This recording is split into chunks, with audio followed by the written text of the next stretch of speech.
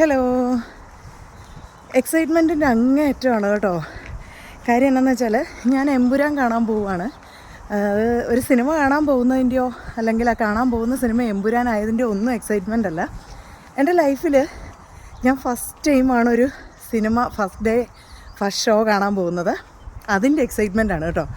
ഞാൻ എൻ്റെ ഒരു 35 വയസ്സ് വരെ എൻ്റെ സ്വന്തം നാട്ടിലാണ് ജീവിച്ചത്. പക്ഷേ എന്തായാലും എനിക്ക് എൻ്റെ നാട്ടിൽ അങ്ങനെ ഒരു അവസരം കിട്ടിയിട്ടില്ല.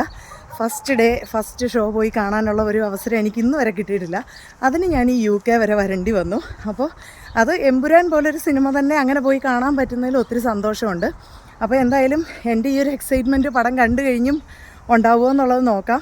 ഞാൻ എന്തായാലും ഇതുവരെ തിയേറ്റർ റെസ്പോൺസ് ഒന്നും നോക്കിയിട്ടില്ല കേട്ടോ. അതിൻ്റെ കാര്യം എന്താണെന്ന് വെച്ചാൽ എനിക്കിന്ന് ഫുൾ ഡേ ഡ്യൂട്ടി ആയിരുന്നു. അപ്പോൾ ഞാൻ ജസ്റ്റ് മോർണിംഗ് ഡ്യൂട്ടി മാത്രം ചെയ്തിട്ട് വേറൊരാളുമായിട്ട് ഡ്യൂട്ടി സ്വാപ്പ് ചെയ്ത് ആഫ്റ്റർനൂൺ ലീവല്ല ഡ്യൂട്ടി സ്വാപ്പ് ചെയ്തിട്ട് ഞാൻ വന്നതാണ്. അപ്പോൾ തിയേറ്റർ റെസ്പോൺസോ കാര്യങ്ങളോ ഒന്നും അറിയത്തില്ല. ഇപ്പോൾ എന്തായാലും നിങ്ങൾ നാട്ടിലെല്ലാവരും ഈ പടം കണ്ടിട്ടുണ്ടാവും, ഒരുവിധം എല്ലാവരും കണ്ടിട്ടുണ്ട്. അപ്പോൾ അതിൻ്റെ റെസ്പോൺസ് എന്താണെന്നുള്ളത് എനിക്കിതുവരെ അറിയത്തില്ല. അപ്പോൾ എൻ്റെ എക്സൈറ്റ്മെൻറ്റ് ആ തുടക്കം മുതൽ ഇപ്പോൾ വരെ അങ്ങനെ തന്നെ നിൽക്കുകയാണ് കേട്ടോ. പടത്തിനെക്കുറിച്ചുള്ള ഒരു റിവ്യൂവും ഞാൻ നോക്കിയിട്ടില്ല.